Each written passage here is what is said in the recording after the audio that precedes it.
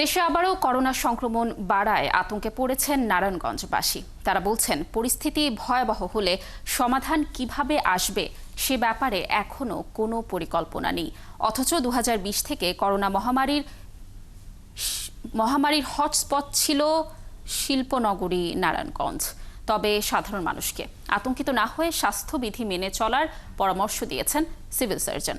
হাবিবুর রহমানের তথ্য ছবিতে প্রতিবেদন। সম্প্রতি নারায়ণগঞ্জ ৩০০ শয্যার হাসপাতালের করোনা ইউনিটে গিয়ে দেখা যায় বেডের ওপর শুকানো হচ্ছে কাপড়, বাসা বেঁধেছে মাকড়সার জাল। কোনো বেডের যন্ত্রপাতি খুলে পড়েছে।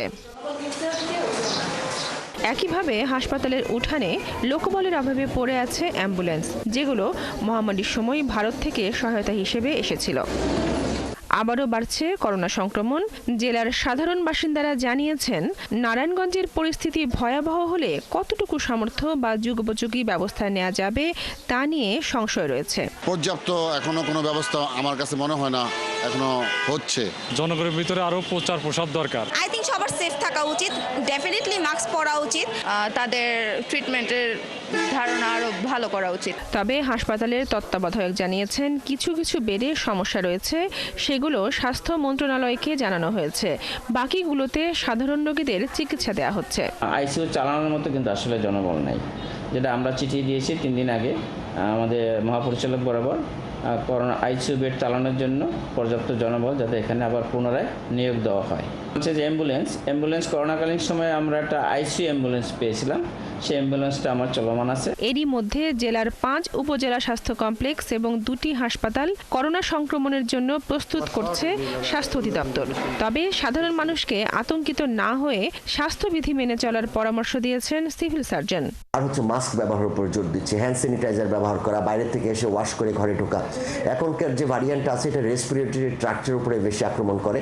শুধুমাত্র মাস্ক পরিধান করে ভিড় এড়িয়ে এবং জনসমাগম এড়িয়ে আমরা কিন্তু এই রোগটাকে নিয়ন্ত্রণে রাখতে পারি।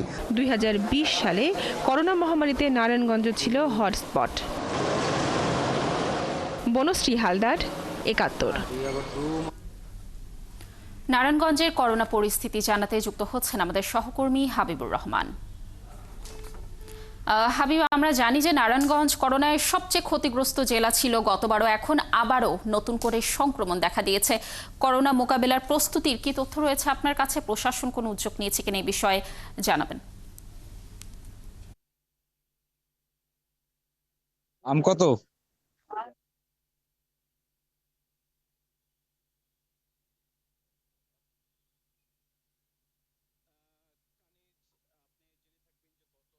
দু হাজার সালে 2020-এ যে করোনার নারায়ণগঞ্জে এসেছিল, তখন কিন্তু নারায়ণগঞ্জ হটস্পট ছিল।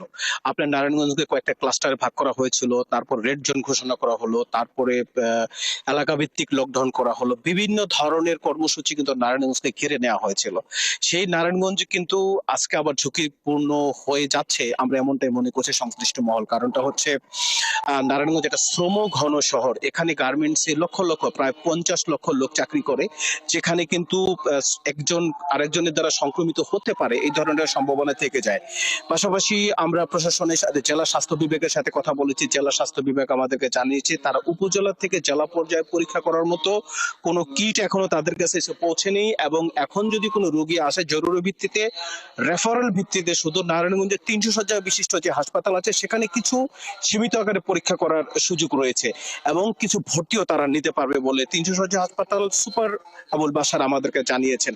জেলা স্বাস্থ্য বিভাগের কর্মকর্তা সিভিল সার্জন মশিউর রহমান আমাদের সূত্রে জানিয়েছেন যে তারা যে উপজেলা পর্যায়ে হসপিটালগুলো আছে সেগুলো মোটামুটি প্রস্তুত থাকলেও যথেষ্ট পরিমাণ কিট কিন্তু এসে তাদের হাতে পৌঁছেনি, যার কারণে কিন্তু নারায়ণগঞ্জে এখনো অনেকটা ঝুঁকিপূর্ণ রয়ে গেছে বলে মনে হচ্ছে। পাশাপাশি মাস্ক ব্যবহারের তো কোনো প্রকার সম্ভাবনাই নাই, এরকম কোনো প্রকার দেখা যাচ্ছে না, কিংবা সচেতনতা যে হবে মানুষ সেরকম কোনো সম্ভাবনা তাদের মধ্যে দেখা যাচ্ছে না। অথচ গত 2020-এ যে করোনার ঢেউ ছিল, তখন কিন্তু নারায়ণগঞ্জের সিচুয়েশন এত খারাপ ছিল, মানুষ কিন্তু লাস্ট ডেড বডি ফেলে চলে যেত, কে দাফন কাফন করবে সে ধরনের সিচুয়েশনে ছিল না, ঘর থেকে কেউ বের হতো না। এই ধরনের হৃদয় বিদারক ঘটনা কিন্তু কানিজ আপনি জেনে থাকবেন। তো এরকম একটা সিচুয়েশন সামনে যদি নারায়ণগঞ্জে হঠাৎ করে করোনার ঢেউ বৃদ্ধি পায়, তাহলে প্রশাসন যে হচকিত হবে না কিংবা কি ধরনের ব্যবস্থা নেবে এটা নিয়ে কিন্তু এখন প্রশাসন আসলে সেরকম ভাবে প্রস্তুতি আমরা এখনো পর্যন্ত দেখতে পাইনি। কিংবা জেলা প্রশাসক মহোদয় আমাদেরকে জানিয়েছেন যে তারা সর্বোচ্চ প্রচারণা নিয়ে আগামী 2-1 দিনের মধ্যে মাঠে নামবেন। তারপরে যদি মানুষকে সচেতনতার পাশাপাশি যথেষ্ট কিট সরবরাহ এবং অন্যান্য সার্ভিস অক্সিজেন সরবরাহ থেকে শুরু করে আইসিইউ বেড রেডি করার জন্য তারা প্রস্তুত করবেন।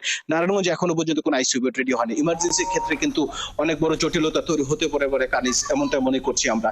পাশাপাশি সাধারণ নাগরিক আমাদেরকে এমনটা জানিয়েছে যে এখনই সময় নারায়ণগঞ্জে যথেষ্ট প্রস্তুতি নেওয়ার, কারণ গেল সময়ের ঢেউ থেকে, করোনার ঢেউ থেকে যদি শিক্ষা না নিয়ে থাকে তাহলে কিন্তু নারায়ণগঞ্জের সামনে খুব খারাপ একটা সময় অপেক্ষা করছে, সেটা দেখার অপেক্ষা সবাই থাকবে। কানিজ, নারায়ণগঞ্জ থেকে এই ছিল আপাতত কানিজ। হাবিবুর, অসংখ্য ধন্যবাদ আমাদের সাথে যুক্ত থাকার জন্য। আমরাও আশা করছি নারায়ণগঞ্জ প্রশাসন নিশ্চয়ই প্রয়োজনীয় সকল ধরনের পদক্ষেপ নেবে এ বিষয়ে।